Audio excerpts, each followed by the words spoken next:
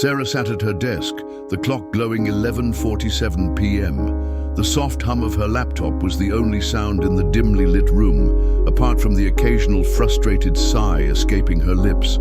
Her task was simple: write a report summarizing the team's quarterly performance.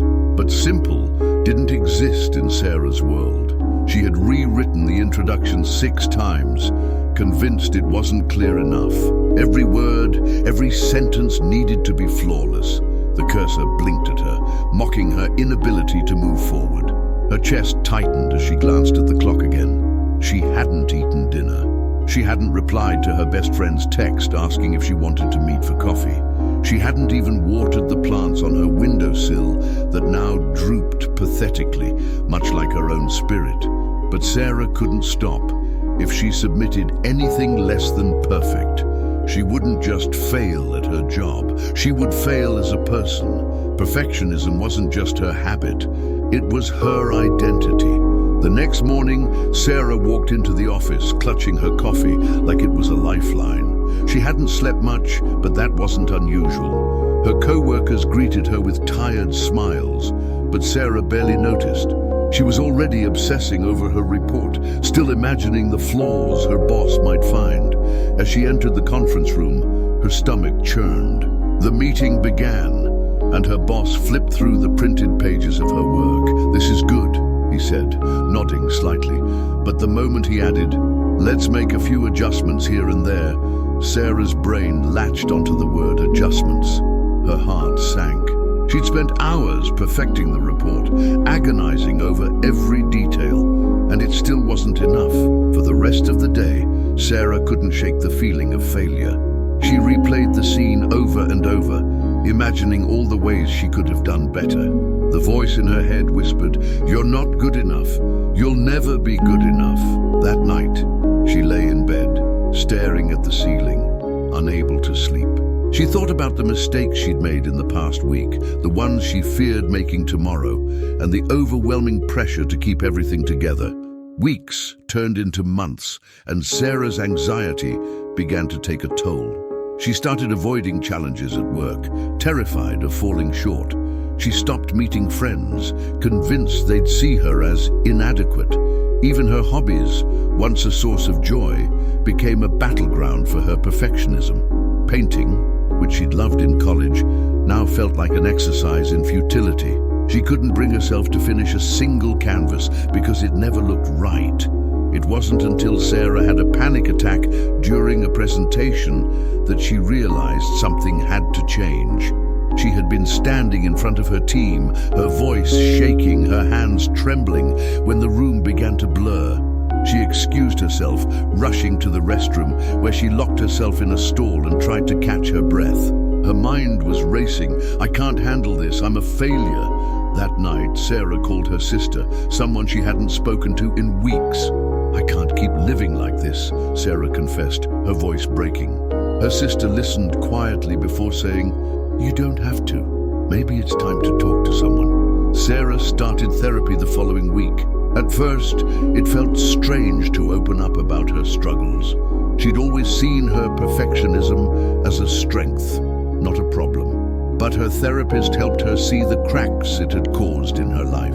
They talked about the root of her need for perfection, the fear of rejection, the desire for control, and the relentless inner critic that never gave her a break.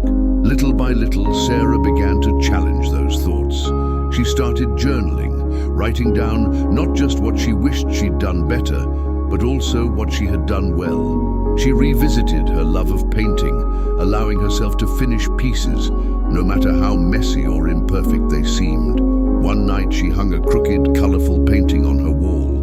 It wasn't flawless, but it made her smile. At work, Sara learned to set boundaries.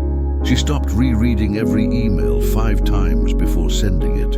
She let herself say, "I'll get back to you on that," instead of feeling pressured to have an answer immediately. When her boss praised her for her contributions to a project, she tried to accept the compliment instead of brushing it off. The biggest shift came when Sara started embracing imperfection in her relationships. She began reconnecting with friends, showing up even when she didn't feel put together.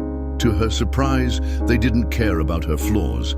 They just cared about her. Months later, Sara sat in her apartment, sipping tea as she read a book. The same desk that had once been a battlefield for her perfectionism was now clean, with a few of her paintings propped against the wall.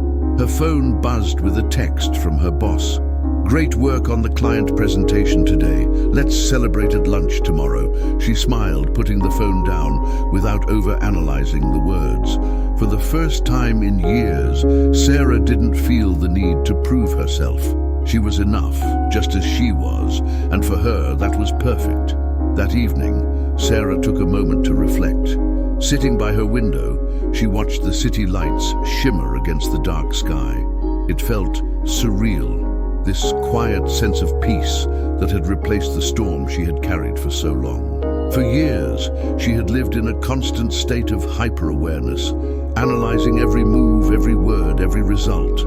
Now there was space to breathe, to think, to simply be. Her journey hadn't been easy, and it hadn't been linear.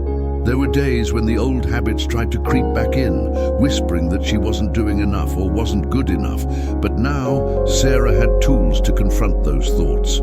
Instead of succumbing to them, she challenged them. She reminded herself of her progress, no matter how small. She celebrated her victories, like saying no to an unnecessary meeting or completing a painting that didn't look like the perfect image in her head, but was beautiful in its own way. At work, Sara's transformation didn't go unnoticed. Her colleagues began to see a different side of her, not just the competent, detail-oriented professional they'd always respected, but someone who was also approachable, confident, and calm under pressure. When Sara presented at a team meeting a few weeks after her panic attack, she did so with an ease that surprised even herself. The presentation wasn't perfect. She stumbled over a word or two and had to answer a question she hadn't fully prepared for. But instead of spiraling into self-criticism, Sara handled it with grace. She paused, smiled, and said, "That's a great question. Let me follow up with you on the details after the meeting." No one batted an eye. Later, a junior colleague approached her. "I just wanted to say, you made me feel better about my own presentations today," they admitted. "It's inspiring to see that it's okay not to be perfect all the time." Hearing that made Sara's chest swell with pride. For so long she had believed that perfectionism was her greatest asset. Now she saw that her authenticity and resilience were what truly mattered. Outside of work, Sara found herself reconnecting with the world around her. She started spending weekends exploring the city, visiting art galleries, trying new coffee shops, and even joining a book club where she met people who shared her interests. For the first time in years, she felt part of a community rather than isolated in her own bubble of expectations. Her relationships deepened too. Friends who had once felt neglected now welcomed her back with open arms. She found herself laughing more, worrying less, and showing up as her true self. Her sister, the one who had encouraged her to seek help, became a regular fixture in her life again. They started a tradition of Sunday phone calls, catching up on the week and sharing small victories. One Sunday, Sara confessed, "I never realized how much pressure I was putting on myself. I thought if I didn't hold everything together perfectly, it would all fall apart." Her sister's response was simple but profound. "You don't have to hold everything together to be loved, Sara. You just have to be you." Months later, Sara stood in her living room, admiring the small gallery of paintings she had created. Each piece told a story, not of perfection, but of growth. The bright reds and soft blues of one painting captured her first steps toward self-compassion. Another, with bold, chaotic strokes of yellow and black, reflected the release of years of pent-up frustration. She had signed up for an art show at a local community center, a step that once would have terrified her. Now she felt a quiet confidence. It wasn't about proving anything to anyone. It was about celebrating how far she'd come. The night of the show, Sara invited her friends and family. As they gathered around her work, offering words of encouragement and admiration, she felt a sense of pride that had nothing to do with external validation. This pride came from within. The cycle of perfectionism hadn't disappeared entirely. It still lingered in the background, like an old habit that occasionally knocked on the door. But Sara no longer let it control her. She had learned to recognize it, to pause, and to choose a different path. Her life wasn't perfect, and that was the point. It was real. It was hers. And for Sara, that was more than enough. As she walked home that night under a blanket of stars, she carried with her a profound realization. Peace wasn't found in perfection. It was found in accepting herself, flaws and all. As Sara reached her apartment building, she paused for a moment before going inside. The night was unusually quiet for the city, and she could hear the faint rustle of leaves in the nearby park. She smiled, thinking about how different this moment felt from the nights she used to spend locked in a battle with her own thoughts, agonizing over every detail of her day. Tonight, there was no mental checklist, no weight of imagined expectations. There was just peace. When she stepped inside her apartment, she noticed how much it had changed. Gone were the piles of unfinished work and the clutter of neglected projects. Her space now felt warm and inviting, with small touches of her personality scattered throughout. A new houseplant thriving in the sunlight, framed photographs of happy moments with friends and family, and her favorite paintings displayed proudly on the walls. Sara poured herself a cup of tea and settled into her favorite armchair by the window. The glow of the city lights painted patterns on the floor, and she pulled out her journal, a practice she had embraced as part of her healing. Opening it to a blank page, she began to write. Today, I chose myself again. Not in a dramatic way, just in small, quiet moments.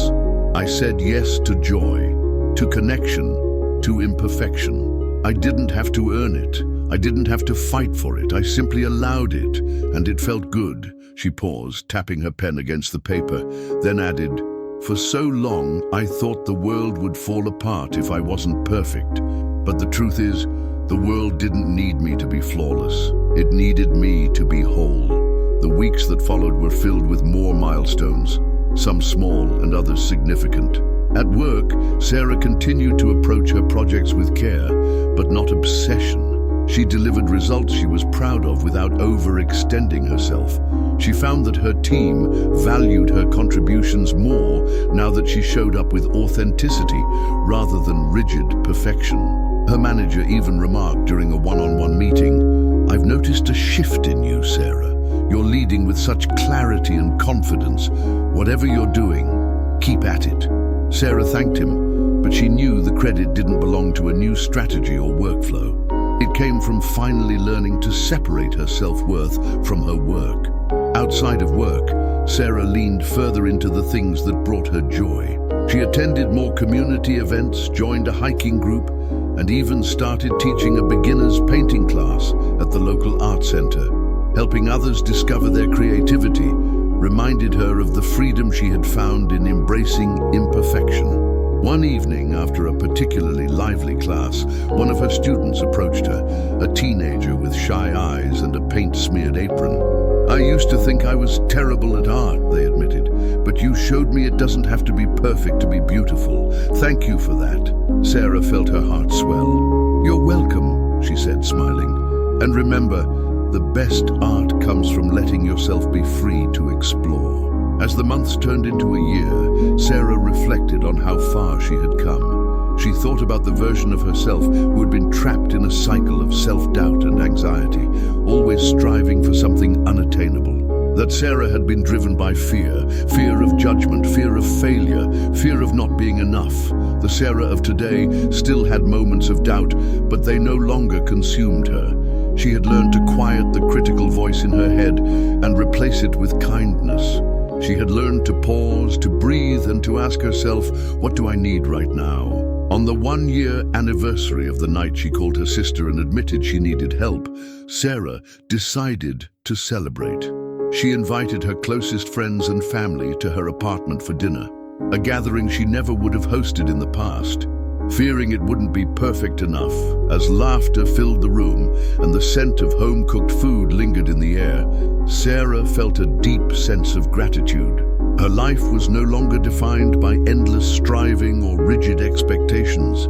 Instead, it was full of connection, creativity, and moments of joy. At the end of the evening, as her guests said their goodbyes, her sister pulled her aside. "You seem so at peace, Sara," she said softly. "It's amazing to see you like this." Sara hugged her tightly, her eyes glistening with tears. "I feel at peace," she replied. "For the first time in my life, I finally feel like I'm enough." And she was.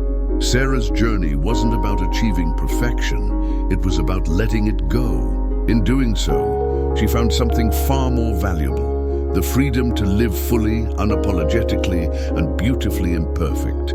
Sara's life unfolded with a rhythm she never thought possible. She woke up each morning with a sense of ease, unburdened by the endless expectations she used to place on herself. There were still challenges, of course, deadlines at work, occasional frustrations, moments of doubt, but they no longer consumed her. Instead, she met them with resilience and grace, a stark contrast to the restless anxiety that once defined her days. One crisp autumn morning, Sara found herself walking through the city park near her apartment. The air was cool, and golden leaves crunched beneath her boots as she strolled.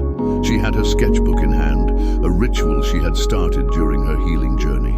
Sketching the world around her had become a form of mindfulness, a way to ground herself in the present moment. As she sat on a bench overlooking a small pond, Sara flipped open her sketchbook to a fresh page. Her lines flowed freely, capturing the gentle ripples on the water and the way the sunlight filtered through the trees. She didn't worry about whether the drawing was good enough or whether someone else would appreciate it. It was enough that it brought her joy. A small group of children ran past her, laughing as they tossed leaves into the air. Sara smiled, feeling a warm sense of connection to the simple, unfiltered joy they displayed. For so long, she had chased perfection, believing it was the only way to find fulfillment.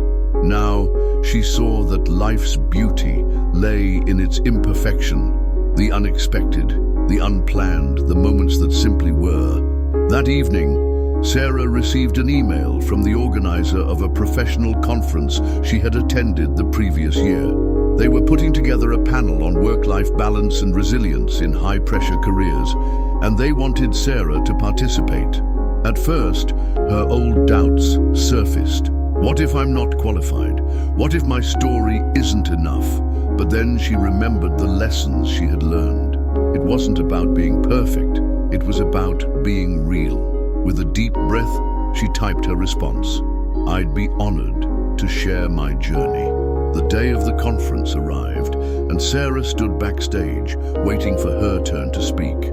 The audience was packed with professionals, many of them likely battling the same perfectionist tendencies she once did. As her name was announced, she stepped onto the stage, her heart pounding. She began by sharing a simple truth. "For most of my life, I thought perfection was the key to success. I thought if I worked harder, pushed further, and never let anyone see my flaws, I'd finally feel like I was enough. But instead I burned out. I lost touch with myself, my joy, and the people who mattered most to me." The room was silent as she continued. Sara spoke about the panic attacks, the sleepless nights, and the fear that had driven her to the brink. But she also shared how she had found her way back through therapy, self-compassion, and the courage to let go of the impossible standards she had set for herself. By the time she finished, the audience erupted into applause. A line of people formed afterward, eager to thank her for her honesty. Many shared their own struggles, grateful to hear someone articulate what they hadn't been able to express. One young woman in particular stood out. She hesitated before speaking, her voice trembling as she said, "Hearing you today gave me hope. I've been feeling so overwhelmed, but now I see I'm not alone. Thank you for that." Sara smiled, her heart full. "You're never alone," she said gently, "and you're already stronger than you know." In the months that followed, Sara continued to embrace opportunities to share her story, whether through public speaking, writing, or one-on-one conversations.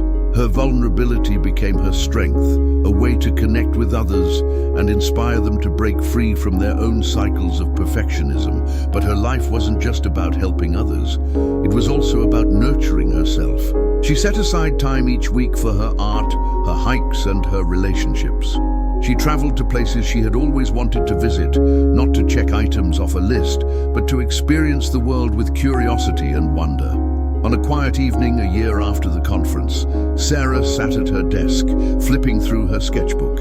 Each page told a story of growth, healing, and the small moments of joy she had reclaimed. She paused at a particularly chaotic, colorful drawing and laughed softly to herself. It wasn't perfect, but it was hers. As she closed the book, she caught her reflection in the window. The woman staring back looked the same in many ways, but she felt different. Lighter, freer, more whole. Perfection no longer defined her. What defined her now was a life filled with intention, creativity, and a deep sense of peace. Sara leaned back in her chair, gazing out at the city lights. "I am enough," she whispered to herself, a smile spreading across her face, and for the first time, she truly believed it. As Sara sat there, gazing at the glittering skyline, she felt a profound sense of closure. Not the kind that signals an ending, but the kind that marks a beginning. The relentless voice in her head, the one that had pushed her toward unattainable perfection, had softened into a whisper. It was still there, lingering in moments of doubt, but now she knew how to answer it. Instead of striving to silence her inner critic completely, Sara had learned to coexist with it. She saw it as a remnant of her past self, a version of her that had fought to survive in a world that praised perfection over authenticity. But that version of Sara no longer dictated her choices. Now she listened to a kinder, wiser voice, the one that reminded her of her worth, regardless of her accomplishments.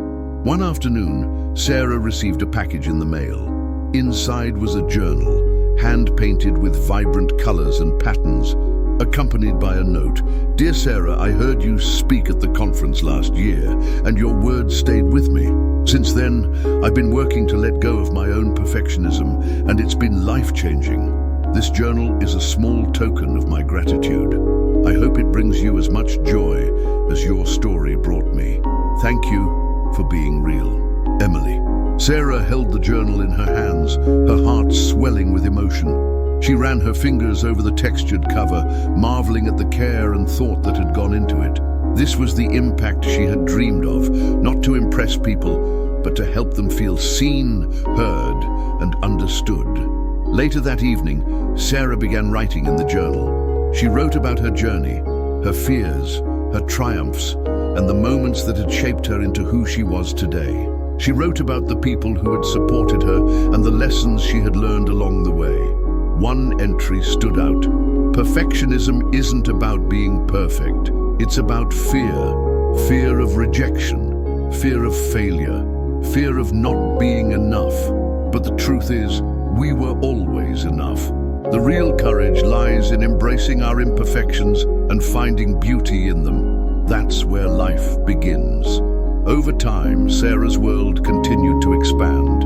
She became a mentor at her workplace, not just for professional guidance, but for helping others find balance and self-compassion.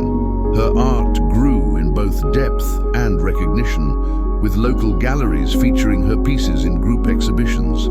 She even started hosting workshops on creative expression, where she encouraged participants to let go of their fear of judgment and simply enjoy the process. Her relationships deepened as well. Sara's sister remained a constant source of support, and their Sunday calls turned into regular visits. Her circle of friends grew as she surrounded herself with people who valued authenticity over appearances. Most importantly, Sara's relationship with herself transformed. She no longer avoided mirrors or harshly critiqued her reflection. Instead, she greeted herself with kindness and acceptance, recognizing that she was a work in progress, and that was more than enough. Years later, Sara found herself on a stage again, this time delivering a keynote speech at a national leadership summit. The theme of the event was redefining success. As she looked out at the audience, filled with professionals from every industry, she began with a story. Once, I believed success meant being perfect. I believed it meant pushing harder, working longer, and never showing weakness. But that belief nearly broke me. What I've learned is that success isn't about perfection. It's about authenticity, connection, and finding joy in the journey, not just the destination. The room was silent, every eye focused on her as she shared her truth. I want you to ask yourself today, what would your life look like if you let go of the need to be perfect? What possibilities would open up if you allowed yourself to fail, to learn, and to grow? Because the world doesn't need your perfection. It needs your humanity. As she concluded, the audience rose to their feet in a standing ovation. Tears welled in Sara's eyes as she realized how far she had come, not just in her career, but in her understanding of what truly mattered. That evening, Sara sat in her hotel room, reflecting on the day. She opened the journal Emily had sent her years ago and added a new entry. I used to think perfection was the goal. Now I know it's the barrier. The most beautiful things in life come from the imperfect, the laughter after a mistake, the connection forged in vulnerability, the freedom of being exactly who you are. Today, I'm grateful for my imperfections. They've made me who I am, and they've led me here. As she closed the journal and looked out at the city lights once again, Sara felt the same peace she had discovered years ago. It wasn't fleeting or conditional. It was the kind of peace that came from living fully, embracing imperfection, and knowing she was, and always had been, enough. This time, she wasn't just surviving. She was thriving. Sara's keynote speech marked a turning point, not only for her, but for countless others who had heard her story. Emails flooded her inbox in the days following the summit. Messages from attendees who had been deeply moved by her words. Some shared their own struggles with perfectionism, others simply expressed gratitude for her vulnerability and authenticity. One email stood out. It was from a young woman named Claire who wrote, "Dear Sara, I've spent my whole life chasing the idea of being perfect, at school, at work, in every relationship.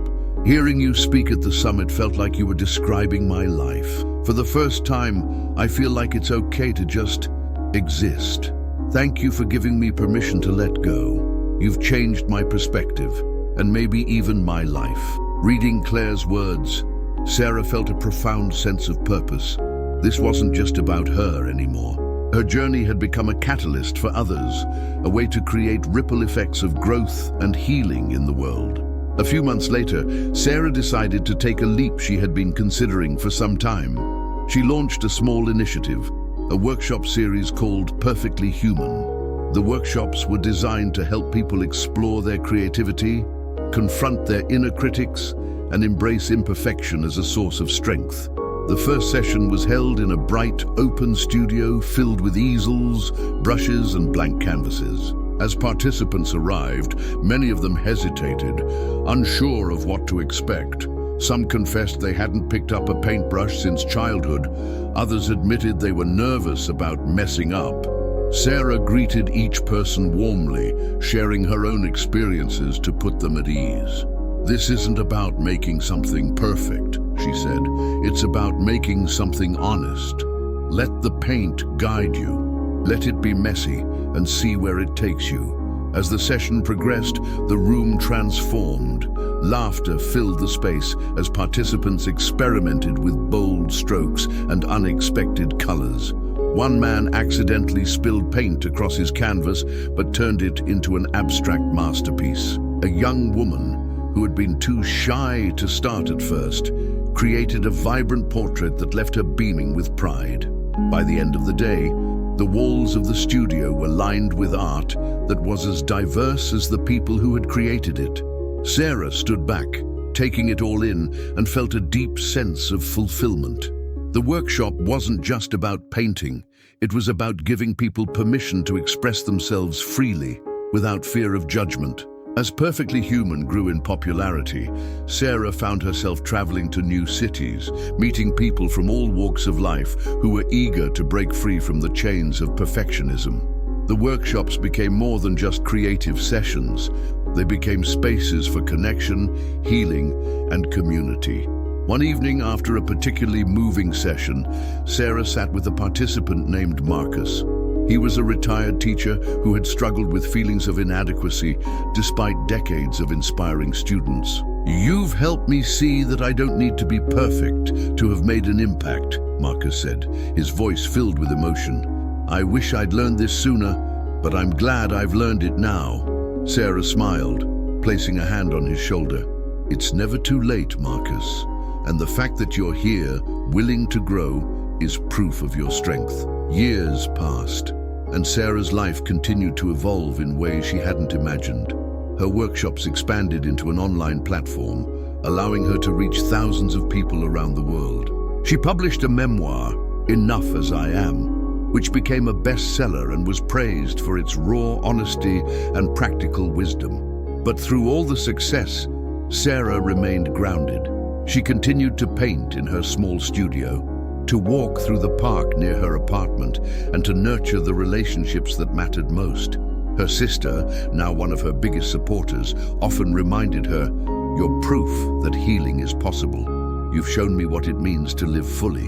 One sunny afternoon, Sara found herself back at the park, where she had first started sketching years ago. She sat on the same bench, her sketchbook resting on her lap, and began to draw. The lines were loose and free, capturing the way the sunlight danced on the water. A little girl approached her, curiosity sparkling in her eyes. "What are you drawing?" the girl asked. Sara smiled and showed her the sketch. "Just the way I see the world right now," she said. The girl tilted her head, studying the lines and shapes. "It's not perfect," she said innocently. "No," Sara replied, her smile growing, "but it doesn't have to be. It just has to be mine."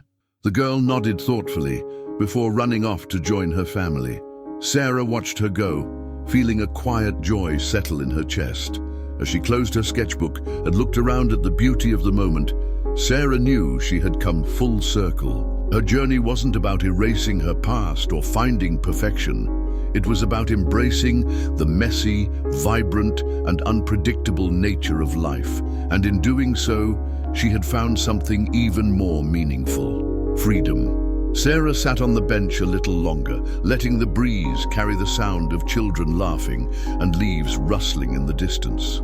For so long, she had rushed through moments like this, consumed by the need to achieve and prove herself. Now she savored the quiet simplicity of just being. The little girl's innocent comment lingered in her mind, not because it stung, but because it reflected the way she once saw the world. Everything had to meet a certain standard, or it wasn't worth celebrating. How much had changed since then? Sara chuckled softly to herself, shaking her head. "It's not perfect, but it's mine." That sentiment summed up not just her sketch, but her life. In the weeks that followed, Sara poured her energy into expanding Perfectly Human into schools, workplaces, and even community centers in underserved neighborhoods. She collaborated with educators and mental health advocates to introduce programs that taught young people the value of imperfection and resilience. One memorable day, Sara visited a high school to lead a workshop with a group of teenagers. She started by asking them to draw something simple, their favorite animal, a tree, or even a random pattern. As they worked, she noticed how hesitant some of them were, erasing and restarting over and over. "Remember," she said gently, "this isn't about getting it right. It's about creating something that's yours. No one else can see the world exactly the way you do, and that's what makes it beautiful." By the end of the session, the walls of the classroom were filled with vibrant, unique pieces. A boy who had been quiet throughout the workshop raised his hand as they were wrapping up. "Can I take mine home?" he asked, holding up a colorful, abstract drawing. Of course, Sara said with a smile. He looked at his work for a moment, then added, I never thought I could do something like this. It's kinda cool. The pride in his voice brought tears to Sara's eyes. Moments like these reminded her why she had started this journey, to help others see the worth in themselves, just as she had learned to see it in herself. As Sara's work gained recognition, she was invited to speak at global events, collaborate with organizations, and share her story with wider audiences. Yet despite her growing influence, she remained committed to staying true to her values. When asked in an interview how she measured success now, Sara didn't hesitate to answer. Success is feeling at peace with who I am. It's waking up in the morning and knowing that I'm enough, even if I don't check every box or meet every expectation. It's helping others realize the same thing about themselves. Her words resonated deeply, and the interview went viral, sparking conversations about the pressure of perfectionism in modern society. Messages poured in from people around the world, sharing their struggles and triumphs. One message stood out from a woman in her 60s who wrote, I spent decades trying to be perfect, and I feel like I missed so much because of it. Your story gave me the courage to start over, to paint again, to laugh at my mistakes, to let myself be messy. Thank you for reminding me it's never too late. Sara read the message several times, her heart swelling with gratitude. Every person she reached, every life she touched, felt like a reminder of why she had chosen this path. One day, while organizing materials for an upcoming workshop, Sara stumbled upon her old journal from the time when her perfectionism was at its peak. The entries were filled with harsh self-criticism and endless to-do lists. Flipping through the pages, she found a note she had written during one of her lowest moments. I'm so tired. I don't know if I can keep going like this. I just want to feel free. She traced the words with her fingers, remembering the weight they once carried. Then she turned to a blank page in her current journal and wrote, You are free now. Not because you achieved everything, but because you let go of the need to. You chose yourself, and that made all the difference. Sara closed the journal and placed it back on the shelf, a symbol of how far she had come. As the years passed, Sara's legacy grew, not through accolades or awards, but through the lives she changed. People often told her how much her story had impacted them, but she remained humble, knowing that her journey was simply a reflection of what everyone was capable of. Her life wasn't perfect. It wasn't without challenges or moments of doubt, but it was real, and it was hers, and for Sara that was more than enough. Years later, Sara stood in a sunlit room that was neither a corporate office nor an art studio. It was her own space, a center she had dreamed of creating for years. The walls were painted in soft, inviting colors, adorned with art created by workshop participants of all ages. The space buzzed with life, filled with laughter and quiet moments of introspection as people worked on their projects. This was the culmination of her transformation, the imperfect studio, a place where people could come to reconnect with themselves, free from judgment or expectations. It wasn't just about art, it was about creating healing and embracing imperfection as a natural part of life. On the center's opening day, Sara addressed a small crowd of supporters, friends and family who had gathered to celebrate. I used to think my worth depended on what I achieved, she began, her voice steady but filled with emotion. I believed if I wasn't perfect, I wasn't enough. That mindset consumed me, trapped me, and nearly broke me. But when I let go of perfection, something incredible happened. I found freedom, I found joy, I found myself. This space is a reflection of that journey, a place where everyone can feel safe to explore, make mistakes, and discover the beauty in imperfection. The audience erupted into applause, and Sara's sister stepped forward to hug her. I'm so proud of you, she whispered. As the day unfolded, Sara wandered through the studio, watching participants of all ages lose themselves in the creative process. A little boy smeared paint across his canvas with abandon, giggling as the colors mixed together. An older woman worked on a clay sculpture, her hands steady but relaxed. A group of teenagers collaborated on a mural, their ideas blending into something unique and unexpected. In that moment, Sara felt a deep, quiet satisfaction. She had transformed her pain into purpose, her struggles into strength. The perfectionism that once controlled her life had been replaced by something far more powerful, the ability to embrace life's messiness and see it as beautiful. Later that evening, as the studio quieted and the last guests left, Sara sat alone for a moment, reflecting. The journey had been long and filled with challenges, but it had brought her here to a life she never could have imagined when she was trapped in the cycle of anxiety and self-doubt. She pulled out her journal, a constant companion throughout her transformation, and wrote, "Today, I saw the impact of choosing imperfection. I saw people laugh, create and connect, not because they were trying to be perfect, but because they were free to be themselves. This is the life I always wanted but didn't know how to find. It's not perfect, and that's exactly what makes it so extraordinary." As she closed the journal, Sara looked around her studio one last time before turning off the lights. The space was quiet, but it radiated possibility, a reflection of the countless lives that would continue to grow and transform within its walls. Walking out into the cool evening air, Sara felt lighter than she ever had before. She had faced her fears, dismantled the beliefs that had once held her captive, and rebuilt a life on her own terms. Her transformation wasn't just about letting go of perfection, it was about stepping fully into who she was meant to be. And in doing so, Sara realized she hadn't just found freedom, she had found herself.